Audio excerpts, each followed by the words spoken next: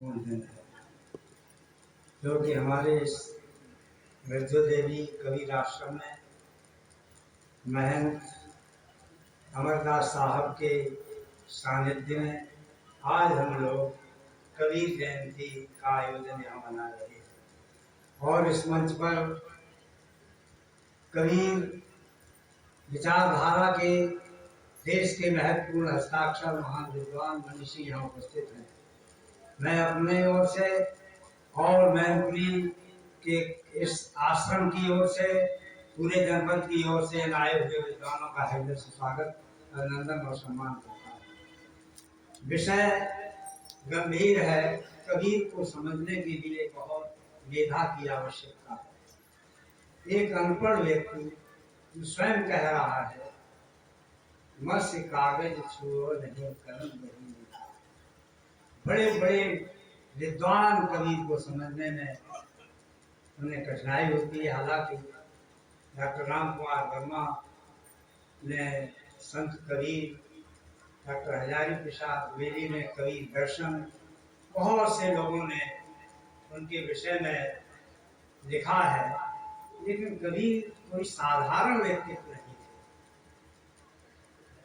और जो व्यक्तित्व था उनका, और उन्होंने इस देश हिंदुस्तान को, भारत को, यहाँ के जनमानस को अपनी वाणी के माध्यम से अर्पित किया है, दान किया है, उतना महत्व हमारे इस कबीर को इस हिंदुस्तान में नहीं।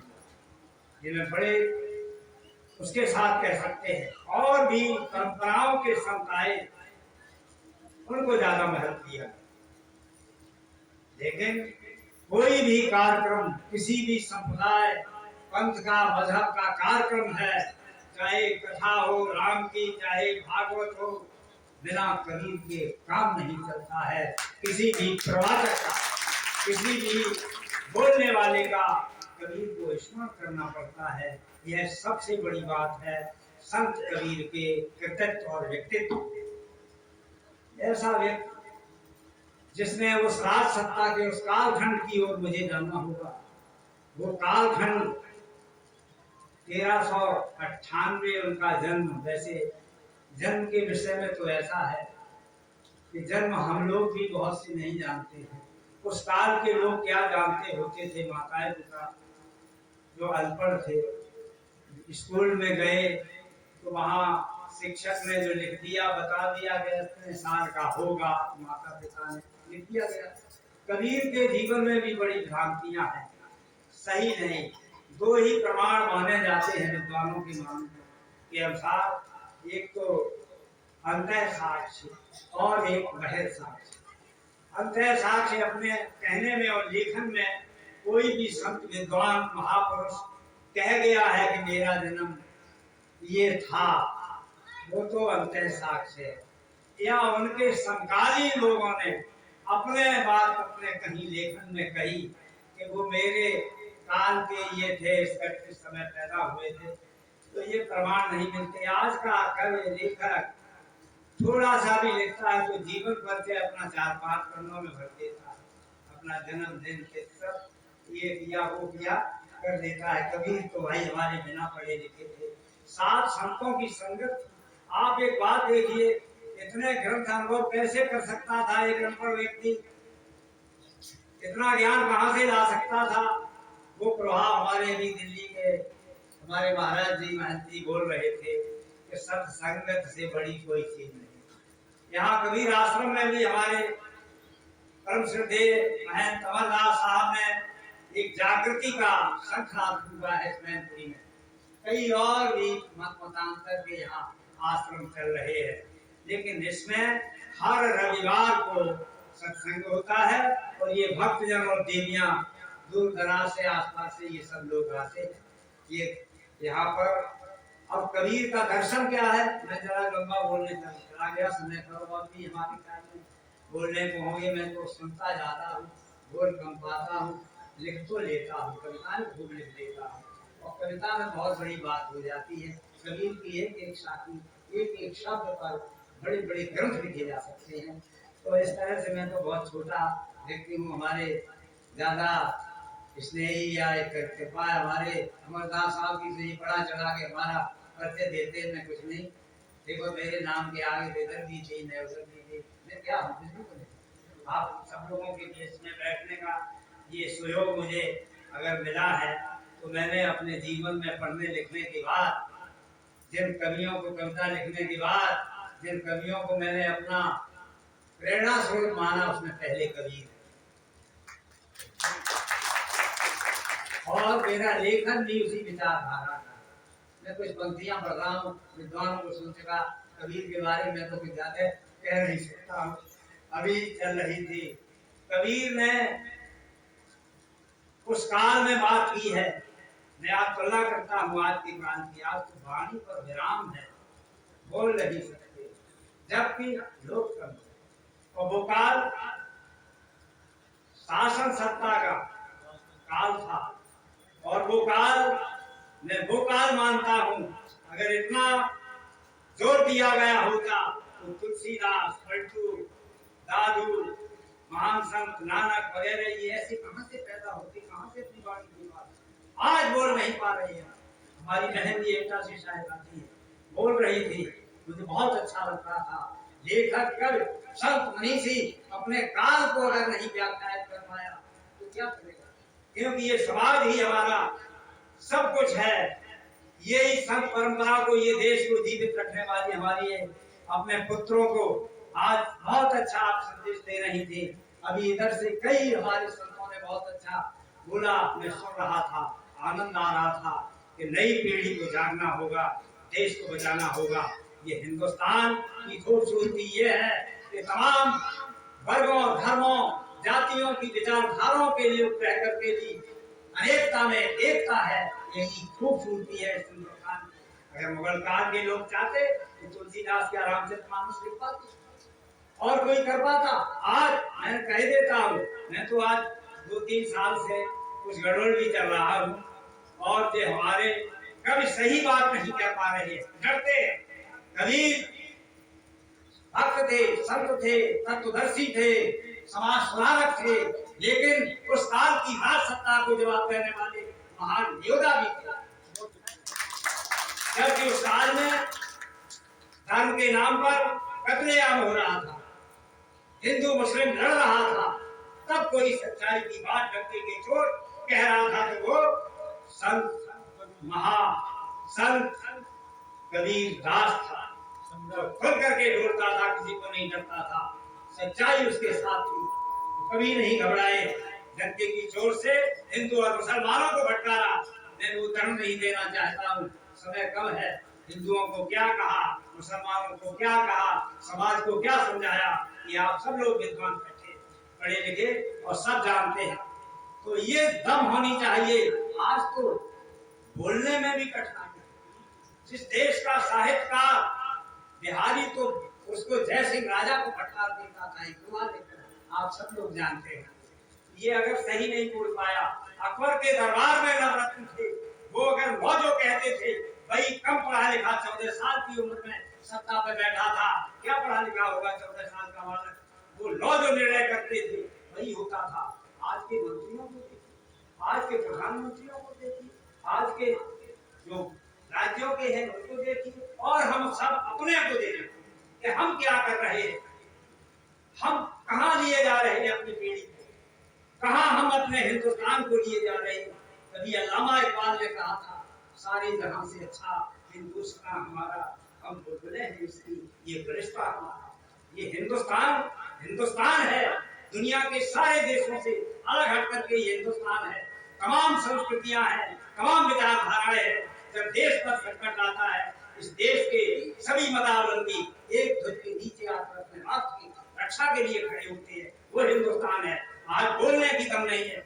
मैं तो आज भी कहीं बात आती है तो मैं सत्ता का विरोध करता हूँ, भले ही कोई भी दल है, मुझे अच्छा जो लगेगा। इसमें भी अच्छे लोग, कुछ लोग बहुत अच्छे हैं जो आज सत्ता हमारे सामने है, औरों में भी अच्छी है, लेकिन खराबों की ज्यादा ताकत होती है। वो कमी हम सब लोगों की है। हम लोगों ने उनको बड़ा प्रोत्साहन दिया, बढ़ा चढ़ा के आसमान पे कर दिया, जिन्हें जिताना था उसे नहीं दिया। हम तो बीजेपी का अच्छा है उसको वोट देता, मैं तो अच्छा लग रहा है कि समाज का हित चिंतक होगा उसको मैं वोट करूंगा। और लोकतंत्र क्या है, जमहूरियत वो तर्ज हुकूमत है जिसमें बंदे गिने जाते हैं, तोले नहीं जाते। इस लोकतंत्र में हमने अपने मित्रों कवियों से कहा कि भाई तुमने दलगत कल बना लिए हैं, ठाकुर हैं, तुम्हें ठाकुरों को बुला रहे जा रहे, फिर उनको बुला रहे।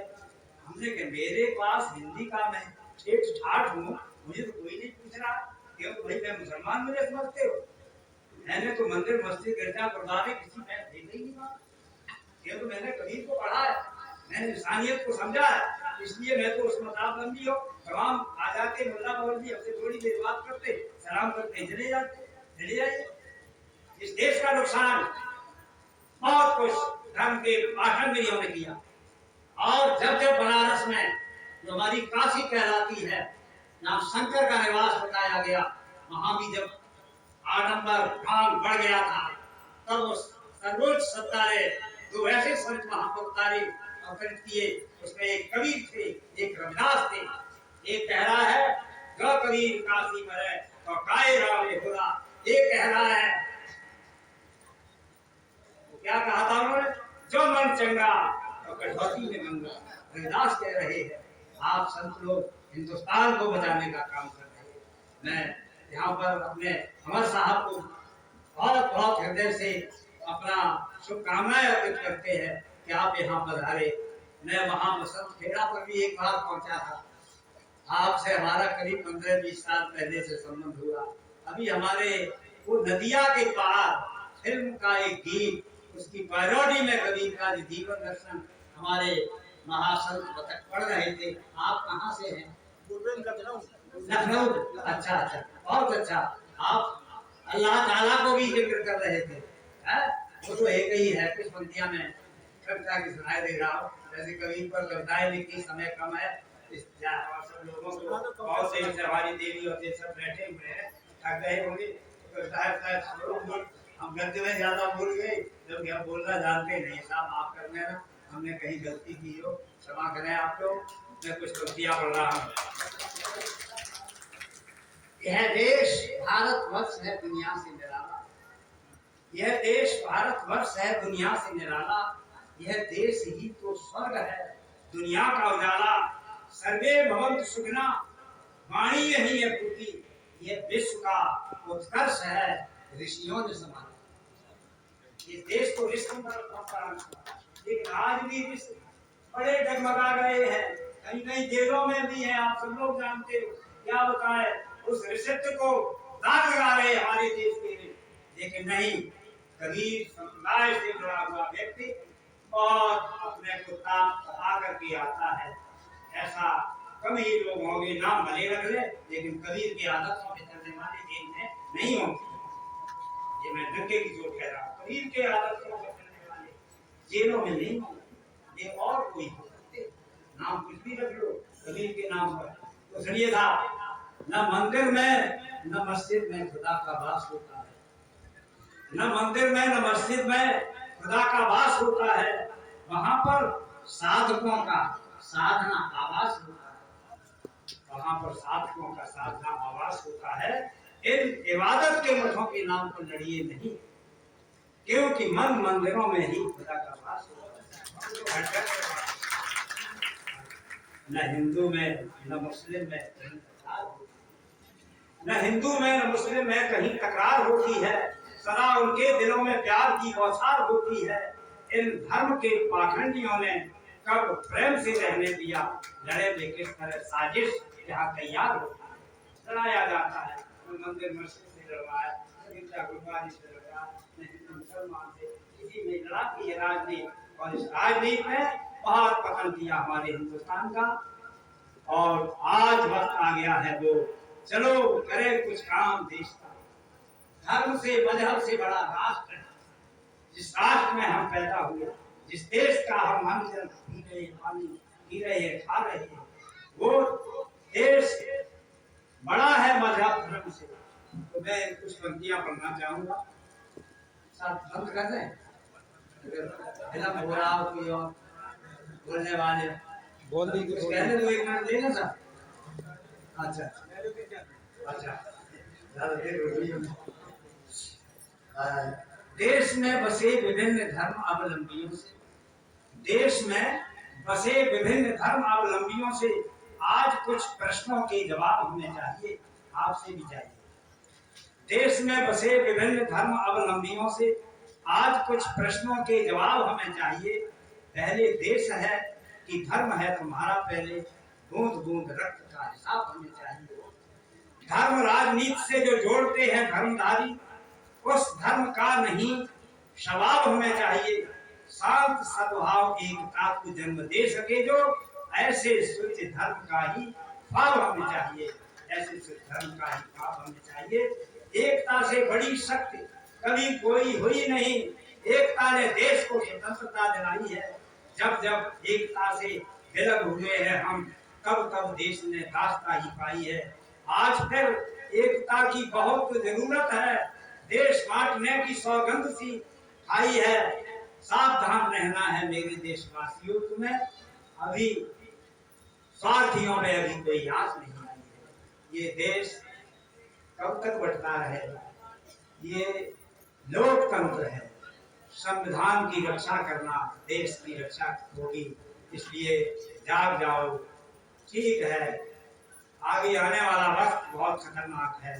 मैं कहना चाहूंगा कोई पंक्तियां लास्ट में सदगुरुदेव कबीर की जयंती पर। ये उम्मीद करता हूं कि देश जागे और देश को बचाए। देश के कोने कोने में तबाही सी छाई, देश में आजादी क्या बर्बादी सी आई है।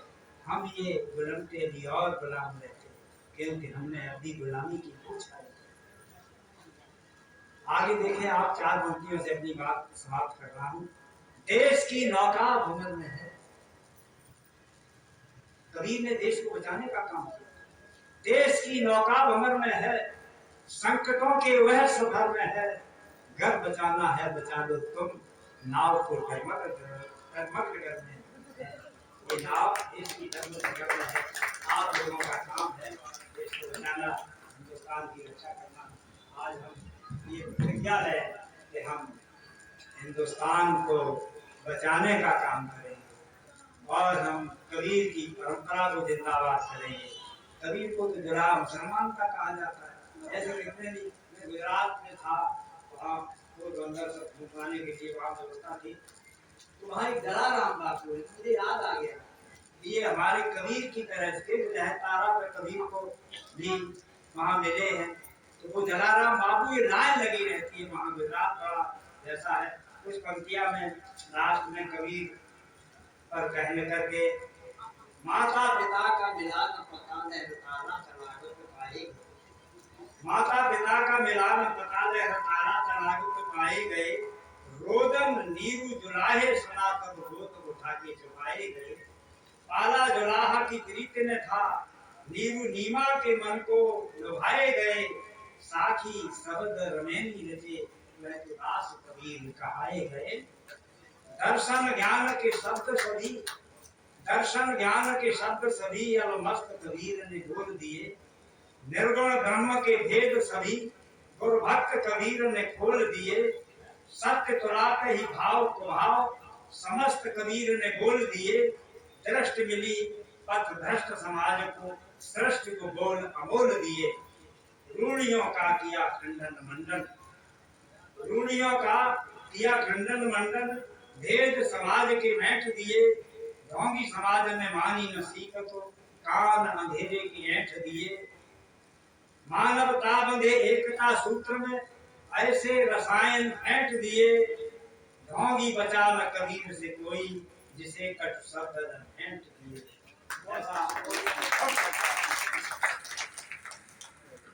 बहुत बहुत धन्यवाद आपको। कबीर जयंती के शुभ अवसर पर